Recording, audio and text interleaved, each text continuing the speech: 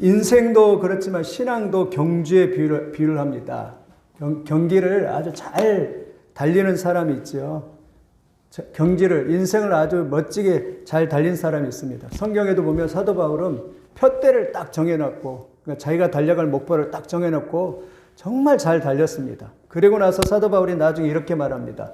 나는 선한 싸움을 싸우고 달려갈 길을 마치고 믿음을 지켰으니. 참 저는 그 부분이 참 좋은 것 같아요. 믿음을 지켰으니 이제 후로는 나를 위하여 의의 면류관이 예비되어 있으리라.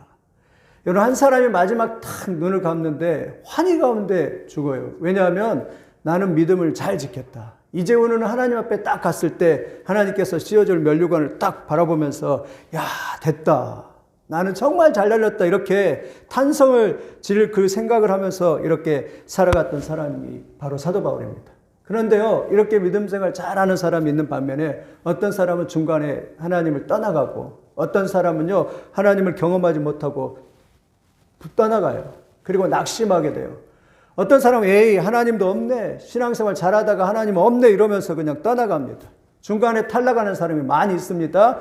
중간에 천국 가다가도 탈락하고 중간에 예수 믿다가도 탈락하는 사람들이 얼마나 많은지 믿습니다. 장로님, 권사님, 집사님, 또 심지어 목사들도 가다가 어떤 사람들은 힘이 들어가지고 어떤 사람은 이번에 들었는데 목사도 자살을 하고 목사도 잘못된 길로 들어서고 중도에 탈락한 사람이 많습니다. 왜냐하면 낙심하기 때문에 그래요. 신앙생활 하다가 낙심 관리 잘해야 됩니다. 학생들도 마찬가지입니다. 낙심하다가. 그래서 교수도 자살하는 사람들 많고요. 또 학생들도 자살하다가 하는 사람도 많고, 초등학생조차도 자살하는 사람이 뭐예요? 왜 그렇습니까? 낙심하기 때문에 그래요. 낙심은 뭐냐면, 낙심의 어는요, 밑에 보면 낙심은 한문으로 떨어질 낙 마음심이에요. 마음이 갑자기 떨어져 버리는 걸 말해요. 다른 말로 하면 낭망이라고 해요. 소망이 그냥 떨어져, 소망이 잃어버리는 거예요. 다른 말로 하면 낙담이라고 해요. 담력을 잃어버려요. 낙담, 담력을 잃어버려요. 히브리어는 마사스라고 하는데 용해시킨다, 황폐케 한다. 헬라어로는 무가치하다, 해롭게 한다. 낙심은 다른 말로 하면 우리의 영혼을 황폐케 만들고 무가치하게 만들고 해롭게 만드는 것입니다. 그래서요, 마귀가 가장 쓰는 무기 중에 최고의 무기는 뭐냐면 낙심이라는 무기예요. 여러분, 오늘 또 낙심이 되면 마귀가 또 낙심 마귀가 나를 찾아왔구나, 그렇게 생각하시길 바랍니다. 마귀가요, 역사하면요, 항상 어때요? 낙심합니다. 이번 주에도 어떤 모임에 이렇게 세미나 갔는데요, 목사님 사모님인데 너무 불쌍하더라고요. 그냥 어떻게 보면 그냥 얼굴에 핏기가 하나도 없고 웃음기가 없는 거예요. 물론 아무튼 뭐 병에 드신 것 같아요. 좀 안쓰럽더라고요. 가서 그냥 한번 안아주기도 하고 그냥 안수기도 해주고 싶은 그런 마음이 드는데, 여러분 낙심하지 않기를 예수님의 이름으로 축원을 드립니다. 그런데 낙심을 안 할 수가 없죠. 오늘 본문에 보면 이 엘리야라는 한 사람이 로뎀 나무 아래 가서 낙심해가지고 그냥 이렇게 완전히 파김치가 됐고 누워가지고 하나님 앞에, 하나님 차라리 나를 죽여주십시오 라고 그렇게 해요. 근데 성경을 보니까 아니, 이 사람은 저는 낙심하지 않았을 것 같아요. 왜 이 사람은 낙심하지 않았냐면, 낙심하지 않을 것 같아요. 왜냐하면 이 사람은 하나님을 체험을 너무나 많이 했어요. 왜냐하면 이 사람이 3년 전에는 하나님께서 야, 너 그리스네가에 가라. 그러면 거기에 아침과 저녁으로 까마귀가 너에게 떡과 고기를, 얼마나 줬습니까? 떡과 고기를 아침 저녁으로 줄게. 그래갖고 그리스네에 갔습니다. 자기는 배달을 시키지도 않았는데 아침이 따니까 딱 배달이 돼요. 요즘에 그러더라고요. 식당에 가니까요, 배달의 민족이 뜨더라고요. 그래서 배달의 민족 주문 이렇게 뜨더라고요. 저희 엘리야가 배달의 민족 주문 이것도 하지 않았는데 자동적으로 배달이 돼가지고 아침에는 떡과 물고기로 그냥 엘리야에게 그냥 배달이 딱 돼요. 엘리야가 어떤 생각이 들었을까요? 아, 하나님 살아계시는구나. 하나님 살아계시는 걸 6개월 동안 체험했어요. 또 엘리야가 어디냐면 시돈에 있는 사렙다 과부 집에 갔어요. 과부가 너무 가난해가지고 밀가리 한 주먹하고 기름 조금 있어요. 그런데 하나님께서 그 엘리야를 통해서 기적을 나타내요. 매일 이 밀가루가 그냥 생기는 거예요. 매일. 그리고 기름이 매일 생겨요. 여러분 대단하지 않습니까? 3년 동안 그 사렙다 과부 집에 가서 엘리야는 그것을 매일 하나님의 기적을 체험합니다. 그뿐만 아니라 그 아들이 그냥 병 걸려 죽었는데 그 아들에게 그냥 기도할 때 그 아들이 살아나요. 여러분 이것만 해도 얼마나 대단합니까? 그런데 이것만이 아니에요. 이 당시 북이스라엘은 아합과 이세벨이 통치하는 때였는데 우상을 숭배하니까 3년 6개월 동안 비가 안 왔었는데 누가 참신인지 다 우상 가운데 빠져 있으니까 다 사람들 다 모아놓고 바알의 선지자 450명과 엘리야 한 사람이 대결을 해요. 하늘에서 불이 떨어지는 신 그가 참신이다 라고 하면서 대결을 하는데 이 바알의 선지자들은 아무리 막 장구를 치고 막 바알이여 바알이 응답해 주소서 하더라도 응답이 안 돼요. 그런데 엘리야가 하나님 제단을 딱 쌓고 하나님이 하나님이신 것과 제가 주의 종인 것을 나타내 주옵소서 딱 하니까 그냥 하늘에서 불이 떨어져 가지고 그냥 흙까지 태워버리는 사람들이 여호와 그는 하나님이로다 여호와 그는 하나님이로다 하면서 하나님이 참신인 것을 체험을 하죠. 그뿐만 아니라 3년 6개월 동안 비가 안 왔는데 그냥 주여 비를 주옵소서 기도했는데 그냥 7번 기도할 때 하늘에서 비가 내렸어요. 여러분 이 정도 되면 하나님 앞에서 절망할 수 있을까요? 좌절할 수 있을까요? 저 같으면 좌절을 안 했을 것 같아요. 이렇게 하나님을 체험했는데 근데 오늘 본문에 보면 엘리야가 그냥 좌절해서 절망하면서 이랬어요. 왜 엘리야는 이렇게 좌절하면서 낙심했을까? 첫째는요. 변하지 않는 상황 때문이에요. 나는 열심히 한다고 했는데 더군다나 여러분 여기에 이 제단에서 하늘에서 불이 내렸다면 어떻게 돼야 돼요? 그 당시 아합왕과 이세벨은 악한 여자입니다. 바알을 숭배하는 여자예요. 그러면 이 아합왕과 이세벨이 그냥 두 손 다 들고 주여 우리가 우상을 숭배했습니다. 잘못했습니다. 이렇게 나와야 되잖아요. 그런데 뭐라고 말을 하냐면 이 이세벨이 내일 이맘때 반드시 너를 저 기본에서 내가 450명을 죽였는데 그렇게 너의 생명을 취하리라 이러면서 협박하니까 그냥 엘리야가 그냥 그 유혹 때문에 무서워가지고 그냥 로뎀 나무 아래 가서 그냥 쓰러져 있는 그러한 모습을 봅니다. 우리도 마찬가지입니다. 열심히 내가 했는데 내가 열심히 공부하고 내가 열심히 했는데 내가 열심히 기도했는데 상황은 바뀐 게 아무것도 없어요. 내가 열심히 했는데 상황을 바뀐 게 아무것도 없을 때 그때 좌절하게 돼요. 여러분 그때 조심해야 합니다. 여러분 이 세상은요 한마디로 막 확확 바뀌는 게 아니에요. 우리가 늘 꾸준하게 기도하고 말씀대로 살아갈 이유도요. 이 세상은 막 내가 열심히 공부하고 내가 열심히 정치하고 내가 열심히 했다고 해서 그냥 한 번에 뒤집어지는 것이 아니에요.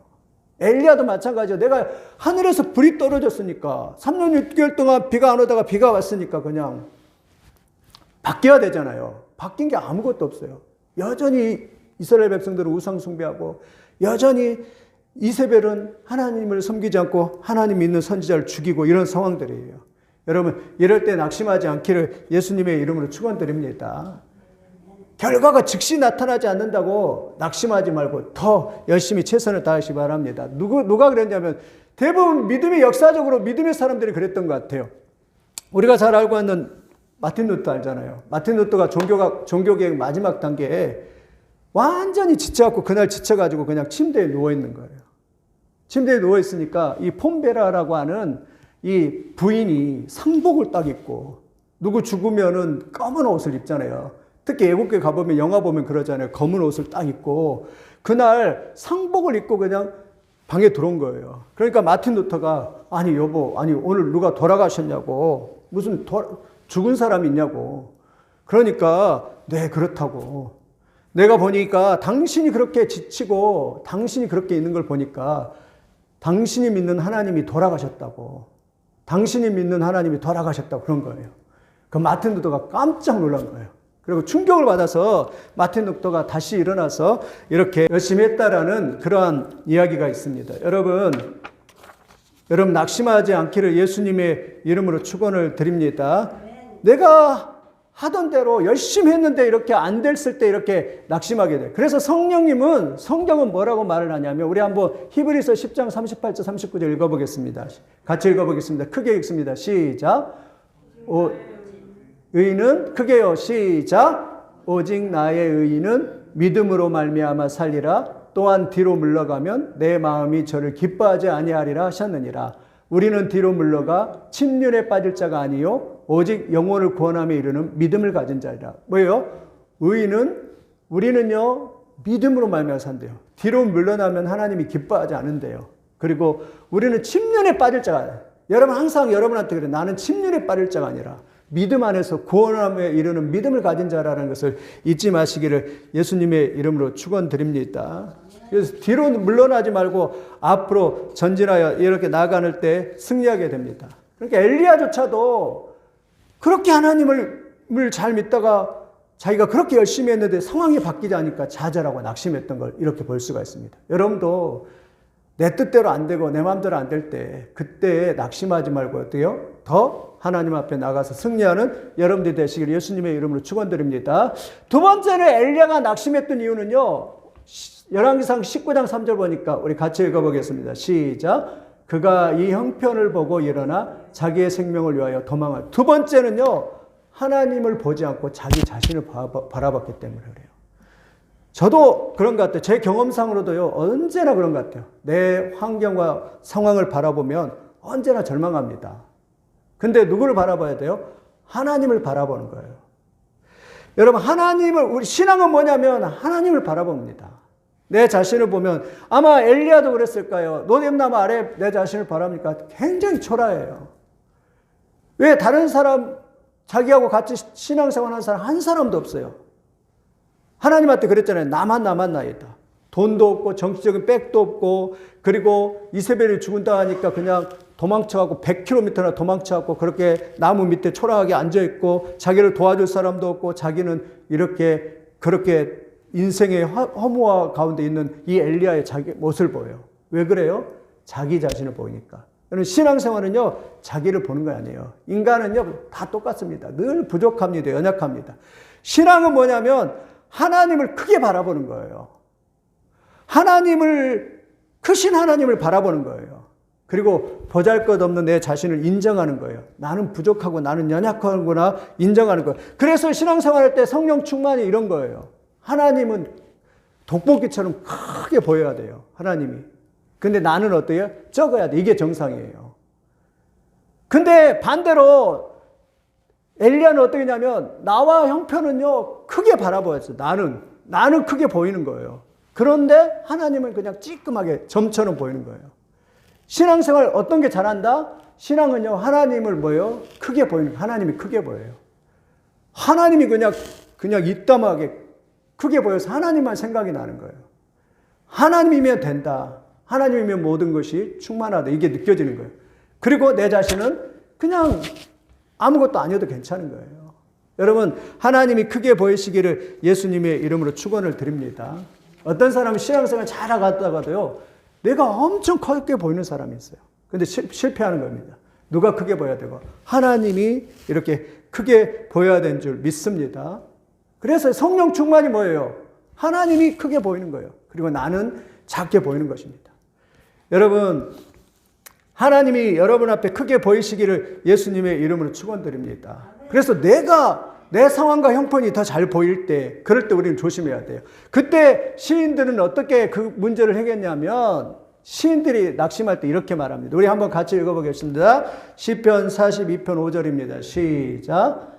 내 영혼아 내가 어찌하여 낙심하며 어찌하여 내 속에서 불안해하는가. 너는 너의 하나님께 소망을 둬라. 그가 나타나여 도우심으로 말미암아 내가 여전히 찬송하리라. 그래서요 이 낙심을 해결하는 방법 시인들은 어떻게 했냐면 자기 영혼한테 말을 걸었어요. 자기한테 말을 걸었어요. 야, 너 왜 이렇게 낙심하냐? 낙심하지 말라. 너는 왜 그렇게 불안해하냐? 너는 하나님께 소망을 두라. 너를 도우시는 하나님으로 말미암아 찬송하라. 이러면서 하나님께 이렇게 소망을 딱 두는 시인의 모습을 봅니다. 여러분 하나님께 소망을 두시기를 예수님의 이름으로 축원드립니다. 하나님께 소망을 두면 낙심하지 않아요. 그런데 내 자신에게 소망을 두면 낙심하게 됩니다. 하나님께 소망을 두고 나가길 바랍니다. 시편 62편 1편에도 다윗도 이렇게 했어요. 나의 영혼이 잠잠히 하나님만 바라며 나의 구원이 그에게서 나누도다. 오직 그만이 나의 반석이시오 나의 구원이시오 나의 요새시니 내가 크게 흔들리지 아니하리로다. 할렐루야. 다윗은 그랬어요. 잠잠히 하나님만 봐라. 하나님만 보니까요. 하나님이 그냥 은혜를 주시는데 막 담대함이 생기고요. 흔들리지 않고요. 그래서 영어 성경 보니까 I will never shaken이라고 나왔어요. never shaken. 나는 결코 흔들리지 않으라. 왜? 하나님을 바라보니까 하나님이 나의 반석이 돼요. 여러분, 반석은 큰 돌을 말해요. 반석은 흔들리지 않아요. 하나님이 나의 구원이 되세요. 하나님이 나의 요새가 되세요. 그러니까 다윗이 지금 상황과 형편은 안 좋지만 그러나 하나님을 딱 바라보니까 그냥 마음의 담대함도 생기고요. 용기도 생기고요. 그냥 뭔가 알 수 없는 그런 엄청난 힘이 생기는 거예요. 여러분, 하나님을 바라볼 때 이런 역사가 생기는 줄 믿습니다. 여러분, 이렇게 고백하려면 오직 그만이 나의 반석이요 나의 구원이시니 나의 요새시니 내가 흔들리지 아니하리라. 나의 구원과 영광이 하나님께 있으며 내 힘의 반석과 피난처도 하나님께 있도다. 백성들아 스스로 그를 의지하고 그 앞에 마음을 토하라. 하나님은 우리의 피난처시로다. 아멘. 아멘. 이 시인은 이렇게 하나님 앞에 의지하고 있는 거예요. 여러분, 언제나 그래요. 엘리야조차도 자기 형편과 자기 자신이 이렇게 초라한 모습이 크게 보이니까 낭망하고 좌절하잖아요. 그런데 하나님을 딱 보며 하나님을 의지하니까 그 모든 것이 해결되는 걸 이렇게 볼 수가 있습니다. 여러분, 하나님을 바라보시기를 예수님의 이름으로 축원을 드립니다. 그러면 결론적으로 하나님이 회복하시는 방법이 무엇일까? 어떻게 하나님이 하실까? 첫 번째는 하나님의 터치가 있어요. 자, 열왕상 19장 5절 같이 읽어보겠습니다. 시작. 로뎀 나무 아래에 누워 자더니 천사가 그를 어루만지며 그에게 이르되 일어나서 먹으라 하는지라. 첫 번째는 어떻게 했어요? 천사가 나타나서 그 엘리야를 이렇게 탁 터치했어요. 여러분, 영어 성경에 터치라고 나와 있더라고요. 여러분, 이게 중요합니다. 여러분, 하나님이 엘리야에게 찾아와서 야, 엘리야야, 내가 너 그렇게 이런 능력을 보여주고 그랬는데 너 이거밖에 안 돼 이러면서 하나님께서 뭐예요? 엘리야를 책망하지 않았습니다. 하나님이 엘리야의 연약함을 아셨습니다. 오셔서 그래서 엘리야를 터치하면서 엘리야를 어루만지니까 엘리야가 회복이 됐습니다. 여러분, 하나님의 터치가 그렇게 중요합니다. 하나님이 한번 어루만지면 다 회복될 줄 믿습니다. 그래서 복음서에 보면 예수님도요, 병든 자를 고치실 때 어떻게 고쳤어요? 손을 내밀면서 이렇게 터치해 줬어요. 만져주셨어요. 우리 어렸을 때도 그러잖아요. 엄마가 이렇게 배를 이렇게 만져주면서 엄마 손은 약손 이러잖아요. 근데 약을 안 먹었는데 이렇게 낫잖아요. 그거와 똑같대요. 예수님도 손을 내밀어서 터치해 주거나 손을 내밀어서 일으켜 세워주셨습니다. 그리고 어린아이들에게는 손을 터치해서 손을 얹어서 기도해 주시고요. 제자들은 더러운 발을 이렇게 손으로 씻겨줬던 걸 볼 수가 있습니다. 터치가 이렇게 굉장히 중요합니다. 이 오인숙 씨가 이렇게 간증하더라고요. 오인숙 씨는 인천 영화초등학교 교장입니다. 교장. 이분이 이렇게 간증하더라고요. 이렇게 간증. 뭐라고 하냐면 황금빛 성령의 터치 이렇게 간증하더라고요. 나는 20대 후반에 예수 그리스도를 구주로 영접했다. 아멘. 위궤양으로 고통당할 때 병고침의 체험과 함께 온몸으로 황금빛이 쏟아지는 성령의 터치를 체험했다. 그 사건은 내가 전혀 뜻하지 않았던 하나님의 강권적인 역사였다. 그동안 내가 쌓아놓았던 인생관이나 종교관 등이 세계관이 다 부서지는 충격적인 일이었다. 새로운 영적 세계에 발을 들여놓으며 나는 두려웠다. 그러나 주님은 두려워 말라 너는 내 것이다 라고 부드러운 음성을 들려주셨다. 한 번의 성령의 터치로 내 인생은 완전히 달라지고 회복되었다. 이렇게 고백을 하더라고요. 여러분, 이런 역사가 있기를 예수님의 이름으로 축원드립니다. 우리가 좌절하고 낙심하다가도요, 하나님이 한번 탁 터치하면요, 끝나는 거예요. 하나님이 다니엘의 인생에 터치하니까요, 그들한테 10배의 지혜를 주시고 꿈과 환상을 주셔서 90살까지 다른 왕은 다 바뀌었는데도 다니엘은 4번이나 바꾸지 않으면서 그 일을 감당하잖아요. 사무엘에게 하나님이 탁 터치하니까 사무엘이 이스라엘의 제사장이 돼서 한 나라를 세우는 왕이 되는 것을 이렇게 볼 수가 있습니다. 여러분, 하나님의 터치를 경험하는 여러분들이 다 되시기를 예수님의 이름으로 축원을 드립니다. 하나님의 터치를 경험해야 돼요. 하나님을 경험을 해야 됩니다. 그래야지만이 우리의 인생의 삶의 회복의 역사가 있는 줄 믿습니다. 두 번째, 하나님을 어떻게 회복하신다고요? 하나님을 먹이셨어요. 오늘 본문에 보겠어요. 15장 5절에 말합니다. 같이 읽겠습니다. 시작. 노뎀나무 아래에 누워 자더니 천사가 그를 어루만지며 그에게 이르되 일어나 먹으라 하는지라. 여러분, 하나님은 그냥 영혼만 터치하는 게 아니에요. 뭘 터치했다고요? 육적인 것을 터치해야 돼요. 지치고 피곤한 자에게 필요한 건 뭐죠? 피곤한 자에게 필요한 것은 잠이에요. 지친 사람에 필요한 건 휴식이에요. 그리고 지치고 힘든 사람에 필요한 것은 음식입니다. 음식인데 뭐예요? 음식인데 하나님께서 그날 딱 엘리야가 일어나 딱 보니까 옆에 숯불로 구운 떡과 물이 있는 거예요. 광야니까 가장 필요한 건 뭐예요? 떡하고 물이잖아요. 그런데 하나님이 숯불로 구운 따뜻한 구운 떡과 물병을 먹이라는 거예요.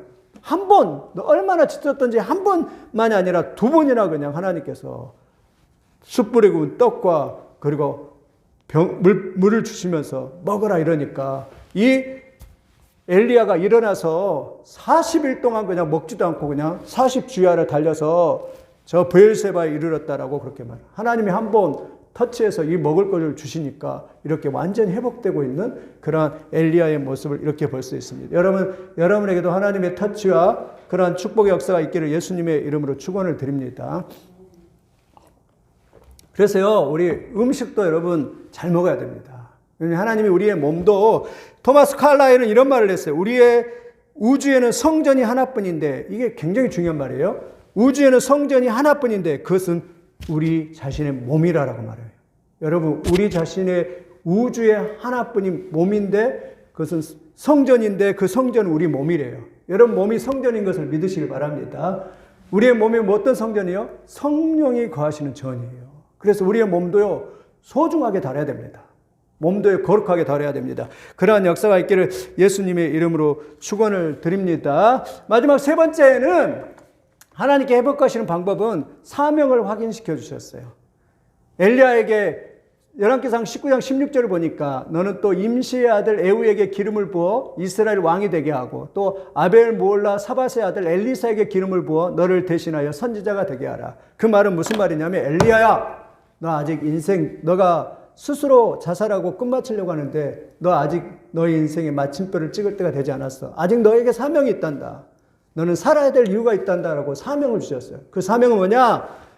다음 세대를 향해서 너를 대신해서 세울 엘리사를 세워야 하고, 그리고 또한 신학교를 세워서 다음 세대들이 일어나도록 세워야 할 것이 너의 사명이다라고 다음 세대를 향한 사역을 주시는 거예요. 그리고 또 왕 에후를 세워서 왕을 세워라라고 하나님께서 사명을 주시면서 다시 엘리야를 확인하고 있는, 엘리야를 살리시고 있는 이러한 하나님의 모습을 봅니다. 여러분, 우리가 살아있는 것은 하나님께서 사명이 있기 때문인 줄 믿습니다. 이 사명을 다 확인하시기를 예수님의 이름으로 축원을 드립니다.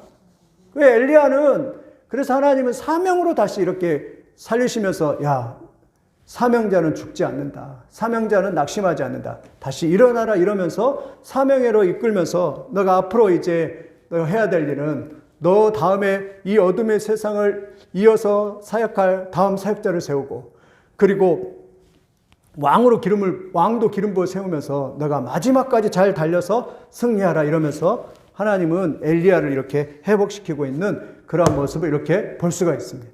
여러분, 사명을 다시 회복하는 여러분 다 되시기를 예수님의 이름으로 축원을 드립니다. 우리도 마찬가지입니다. 하나님이 우리의 사명을 다시 회복하라고.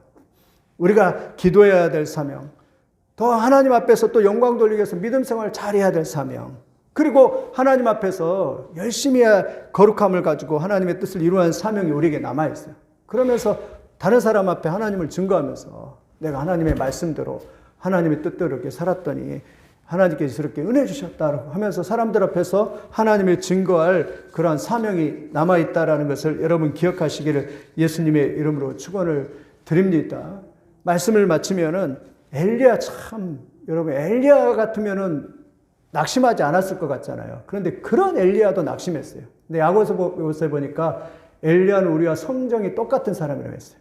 그래서 엘리야가 낙심했는데 우리는 어떻겠습니까? 우리는 늘 낙심할 수 있습니다. 그런데 그때 낙심할 때 낙심하지 말고, 한 주간 살면서 낙심하지 말고, 그리고 낙심할 때 뭐예요? 아, 또 낙심마귀가 찾아왔구나. 딱 훌훌 털어버리고 하나님의 말씀을 붙들고 또 기도하면서 힘을 얻어서 하나님이 나와 함께 하시는데, 하나님이 나를 도우시는데 내가 어떻게 낙심할 수 있을까 이러면서 낙심에서 승리하는 여러분들이 다 되시기를 예수님의 이름으로 축원드립니다. 그래서 믿음을 잘 지키고 하나님의 상급을 위해서 달려가는 믿음의 사람들이 다 되시기를 예수님의 이름으로 축원을 드립니다.